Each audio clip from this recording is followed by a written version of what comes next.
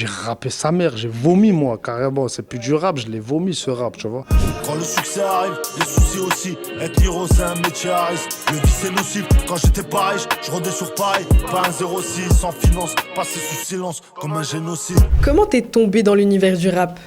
Qu'est-ce qui t'a poussé à faire du rap? J'ai pas commencé par faire du rap. J'ai commencé par faire. Je faisais pas du piano, je faisais du synthé. J'ai fait de la batterie, ça m'a appris le rythme.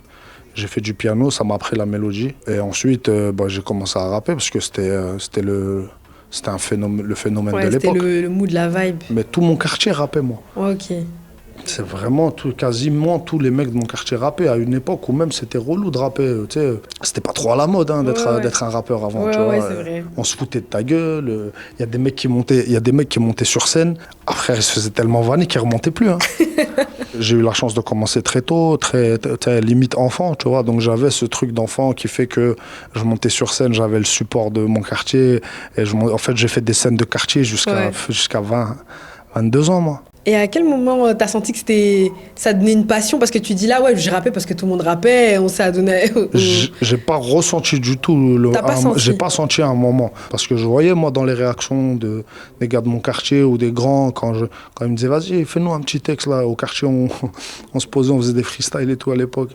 Et je voyais que les gens, ils étaient réactifs à ce que je faisais, tu vois, et que ça ressemblait pas à rien, en fait, tu vois, ça commençait à ressembler à quelque chose. Et à l'âge de 18-19 ans, j'ai décidé de commencer à me prendre en main, à louer des studios, à commencer à aller poser des morceaux, à me professionnaliser aussi dans ce que je fais, tu vois. Et aujourd'hui, je peux apprendre tous ces trucs-là à d'autres artistes. Pour moi, je partais du principe que si tu veux être le meilleur, tu t'entraînes. J'ai joué au foot pendant longtemps. Enfin, je joue au foot jusqu'à l'âge de 14-15 ans, mais je m'entraînais d'arrache-pied pour être le meilleur. Et arrivé un jour, on est venu, on m'a dit, là, tu vas jouer avec une des meilleures équipes. Il y a lui, des mecs du quartier que je connaissais qui étaient super forts. Et c'est petit à petit, en fait. Mais moi, quand je me suis dit, je vais faire de la musique, j'étais sûr de moi. Pourquoi? Parce que aussi, j'avais conscience de mon potentiel.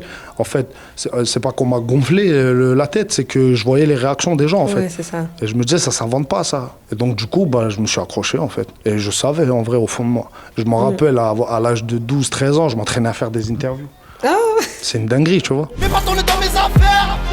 Pas tourner dans mes affaires, y'a du calice à faire. J'ai pas le temps pour tes galères qui mènent en calèche, la putain de ta mère. Justement, tu parlais du fait que tu croyais en toi, etc.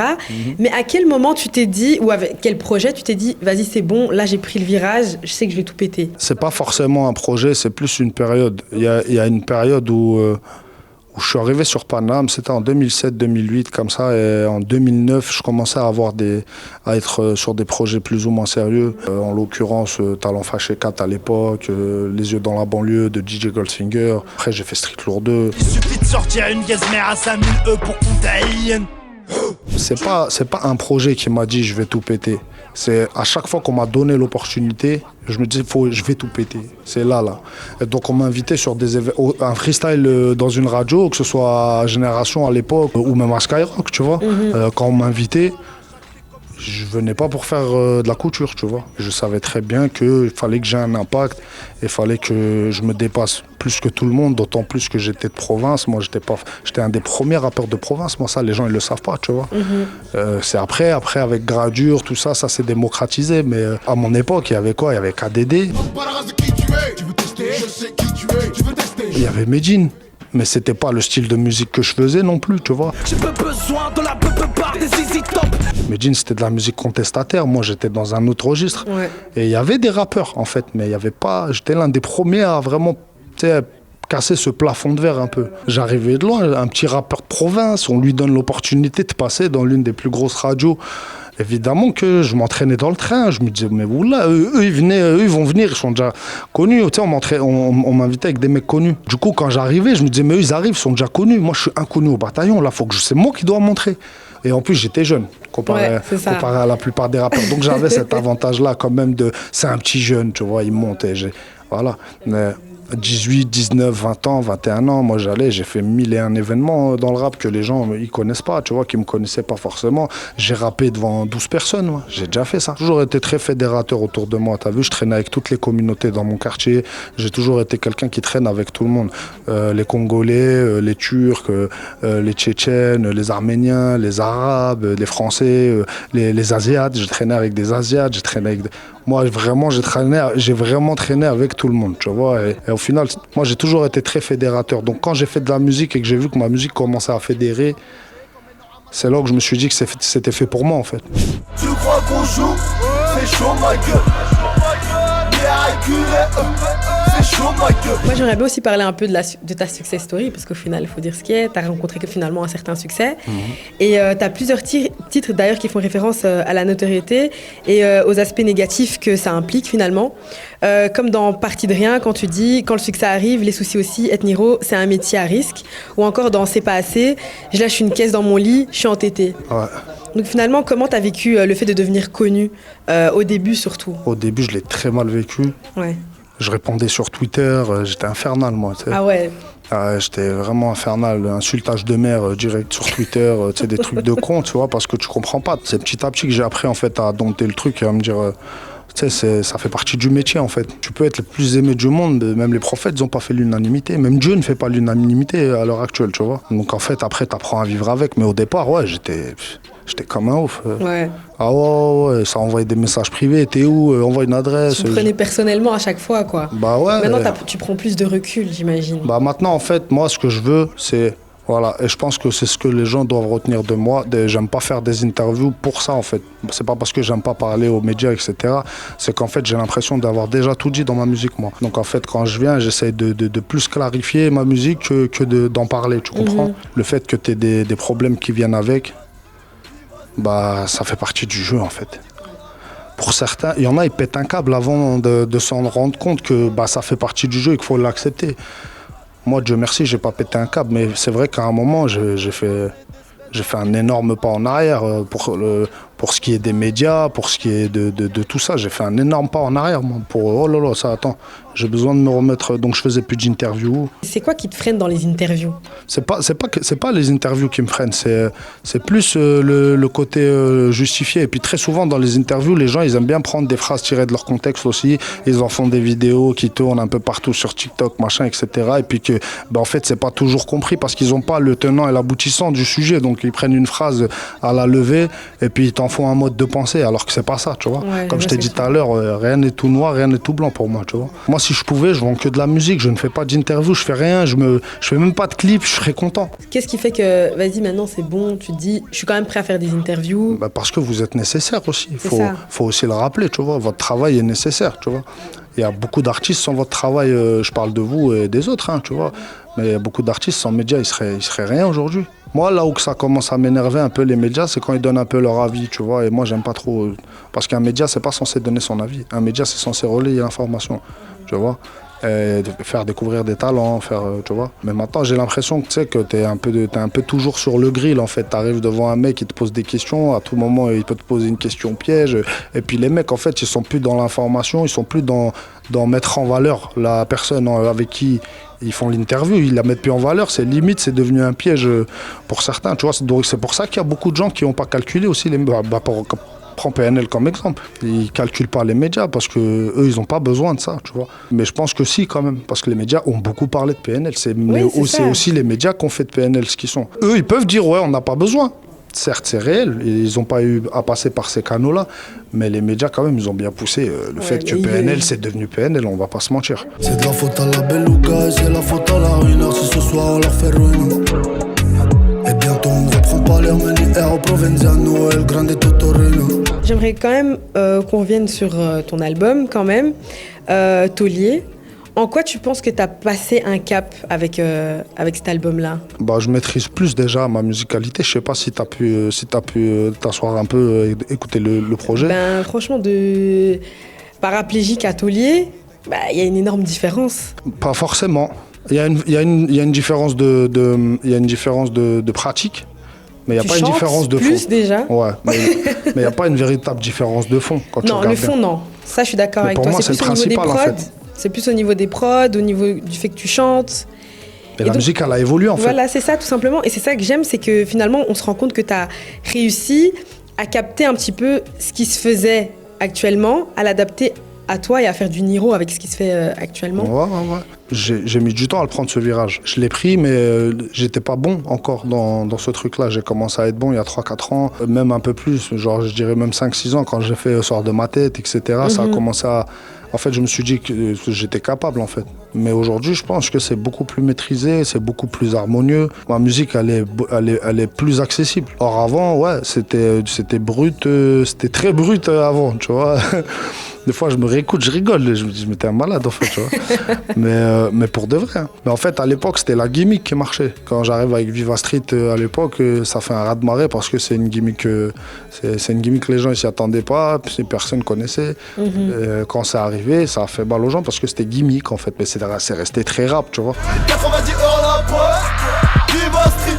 Là maintenant, aujourd'hui, t'as pas un rappeur qui chante pas. Ou du moins, certains essayent, ouais. Mais ils sont bien aidés par l'autotune quand même. Mais ça va, on est dans une ère où un mauvais chanteur, il peut savoir chanter. Il y a moyen de passer. Ouais, il y a moyen de passer. Moi, je fais partie de ces mauvais chanteurs, j'ai pas une voix de ouf, mais quand même, je me débrouille bien. Ouais. Mais en réalité, j'ai mis du temps à faire ça. Et quand j'ai fait ça, pour moi, ça a renouvelé ma passion. Parce qu'en vérité, à un moment, je rappais, j'ai tout fait. J'ai tout... En termes de rap, personne ne pourra dire Niro, j'ai rappé sa mère. J'ai vomi, moi, carrément. C'est plus du rap, je l'ai vomi, ce rap, tu vois. Au final, tu sais, on ne peut pas me reprocher de faire autre chose. Parce que sinon, je m'éteins aussi.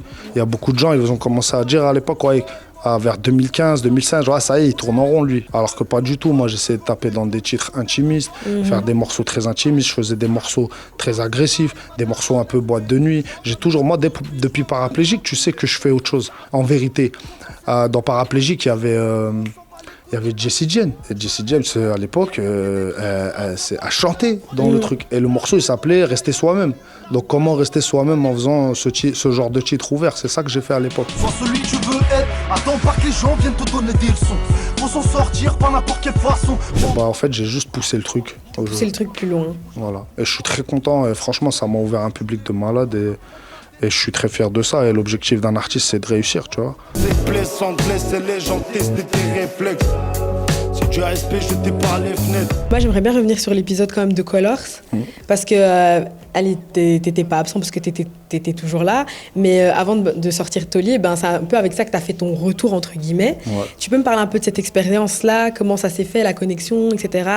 Pourquoi t'as choisi Papa fait le titre, c'est pas ton titre le plus simple? Ouais, absolument pas. Ça doit bien faire 3-4 ans que je dois le faire Colors, depuis que ça existe en fait. Okay. J'ai plusieurs fois rencontré même les gens qui s'occupent de ça en France, etc. Dans des concerts, on se croisait, ils me disaient mais faut que tu viennes, c'est pas possible, tu vois. Moi j'étais plus dans une optique où je voulais qu'ils prennent mes artistes d'abord. Tu vois, je voulais me prendre en otage en fait, d'abord parce que pour moi c'était une plateforme qui fait de la découverte en fait. Pour moi c'est plus utile un Colors pour un artiste pas connu plutôt qu'un artiste qui est déjà confirmé, qu'en fait, tu vois, c'était pas que je trouvais pas l'utilité, c'était que j'estimais que mes artistes méritaient plus. 2-3 ans après, on vient me voir, on me dit Nordine, là faut faire Colors, ça te parle et tout, ils sont grave chauds. On va à Berlin, je dis ok, let's go. Pourquoi Papa fait le pitre? Parce que j'ai regardé moi les Colors de la plupart des gens, tu vois. Et il n'y avait jamais véritablement eu un morceau de 5 minutes rappé, avec pas de refrain, un morceau complètement déstructuré, tu vois. Et j'avais jamais vu ça, en fait. Donc je me suis dit, pourquoi pas? Même si c'est pas le morceau le plus facile, je te l'accorde. Et j'ai vraiment galéré à le faire, ce Colors, pour de vrai. C'est vrai? Je connaissais pas le titre, ma veste a frotté, j'avais une palme Angel Moncler, elle venait de sortir à fibre de je sais pas quoi, là. Je frottais, laisse tomber dans le micro, c'était une catastrophe. Le cigare, j'ai galéré, les lunettes qui tombent, le bruit, c'était horrible. Voilà. Au final, ça se voyait pas, t'inquiète. Ça s'est pas vu, mais tu sais que la prise de Colors, c'était vraiment la dernière. C'était genre là, on allait abandonner, ça y est, j'allais dire, tu sais quoi, on annule. La tête de ma mère, je leur ai fait passer la quasi-totalité de l'après-midi dessus. Attends. Et pourtant, mais le morceau, il est dur en fait. Il il est dur à faire, faut que tu sois pile. Et moi, je pensais pas qu'en fait, c'était une seule prise. Ça aussi, on m'avait pas averti. Ouais. Sinon, tu te doutes bien que j'aurais pas choisi Papa fait le pitre. Ouais, j'aurais pris, heureusement, un morceau plus cool, tu vois. Plus cool, plus simple. En tout cas, ça l'a bien fait. Il a fait un gros boom. J'étais très content. D'ailleurs, ça a motivé les gens aussi à aller chercher l'album parce que les gens, ils ont toujours aimé aussi que je fasse ce genre de musique-là. Pas de refrain, et puis très personnel. Moi, en vérité, je sais que j'ai une partie de mon public qui attend que ces titres-là. Donc, je savais plus ou moins que ça allait marcher. Mais par contre, la maison de 10, tout le monde me disait envoie un autre titre, envoie un autre titre.